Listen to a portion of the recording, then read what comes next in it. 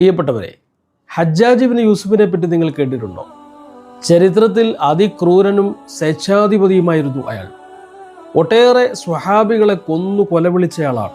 മഹാനായ അബ്ദുല്ലാഹിബ്നു സുബൈർ റളിയല്ലാഹു അൻഹുവിനെ പോലുള്ള പ്രസിദ്ധരായ സ്വഹാബികളെ അദ്ദേഹം കൊന്നുകളഞ്ഞിട്ടുണ്ട്.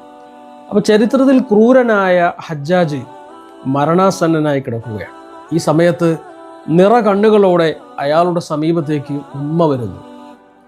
ഉമ്മയുടെ കണ്ണിൽ നിന്ന് കണ്ണുനീരിറ്റിറ്റ് വീഴുന്ന കാഴ്ച കണ്ടിട്ട് ഹജ്ജാജ് ചോദിച്ചു, ഉമ്മ എന്തിനാണ് കരയുന്നത്?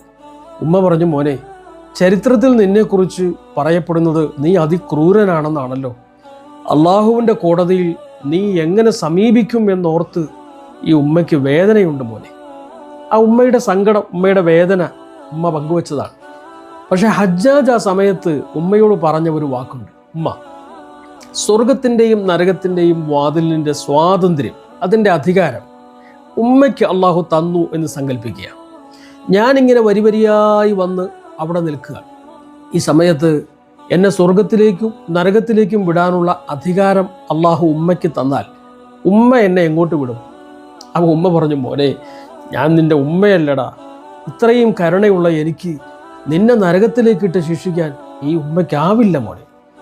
അപ്പോൾ ഹജ്ജാജ് പറഞ്ഞു, ഉമ്മയ്ക്ക് എന്നെ നരകത്തിലേക്ക് ഇടാൻ പറ്റുന്നില്ലെങ്കിൽ 99 കരുണയുടെ ഉടമയായ അള്ളാഹു എന്നെ നരകത്തിൽ ഇടില്ലെന്നാണ് എൻ്റെ പ്രതീക്ഷയാണ് ആ മനുഷ്യൻ്റെ. അള്ളാഹുവിൻ്റെ റസൂൽ പറഞ്ഞ ഒരു ഹദീസ് നിങ്ങൾ കേൾക്കണം. ഇന്ന ലില്ലാഹി മിഅത്ത റഹ്മ, പടച്ചവന് കാരുണ്യത്തിൻ്റെ 100 കിരണങ്ങളുണ്ട്. അതിൽ നിന്നും 99 കരുണ അള്ളാഹു പിടിച്ചു വച്ചിരിക്കുന്നു. ബാക്കി ഒരു കരുണയാണ് ലോകത്ത് മുഴുവൻ പടപ്പുകൾക്കുമിടയിൽ അള്ളാഹു വിഹിതം വെച്ചു കൊടുത്തത്. എല്ലാ സൃഷ്ടികളും, ഒരു പിടക്കോഴി അതിൻ്റെ കുഞ്ഞുങ്ങളെ റാഞ്ചാൻ കാക്കയോ പരുന്തുകളോ വന്നാൽ പ്രത്യേകം ഒരു ശബ്ദം പുറപ്പെടുവിച്ച് ചിറക് അകത്തിപ്പിടിച്ച് കുഞ്ഞുങ്ങളെ മാറോട് അണച്ചു പിടിക്കുന്നത് കണ്ടിട്ടില്ലേ? ഇത് ഈ ഭൂമിയിൽ പടച്ചവൻ വാരി വിതറിയ ഒരേ ഒരു കാരുണ്യത്തിൻ്റെ അംശം ആ തള്ളക്കോഴിക്ക് കിട്ടിയതുകൊണ്ടാണ്. നമുക്ക് നമ്മുടെ കുഞ്ഞുങ്ങളോടുള്ള കരുണ എത്രയാണെന്ന് ഞാൻ വിശദീകരിക്കേണ്ടതില്ലല്ലോ. അങ്ങനെയെങ്കിൽ ബാക്കി 99 കരുണയും പിടിച്ചു വെച്ച അള്ളാഹു അവൻ്റെ പടപ്പുകളോട് എത്ര കാരുണ്യവാനായിരിക്കും. അതുകൊണ്ട് എൻ്റെ റബ്ബിൽ എനിക്ക് പ്രതീക്ഷയുണ്ടെന്നാണ് സ്വേച്ഛാധിപതിയായിരുന്നിട്ടും അക്രമിയായിരുന്നിട്ടും ഹജ്ജാജ് പറഞ്ഞത്.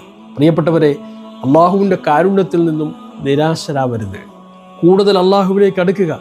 ഇന്ന് മഗ്‌രിബോടുകൂടി റഹ്മത്തിൻ്റെ, കാരുണ്യത്തിൻ്റെ 10 സുദിനങ്ങൾ നമ്മിൽ നിന്ന് വിട പറയുകയാണ്. എങ്കിലും നിരാശ വേണ്ട.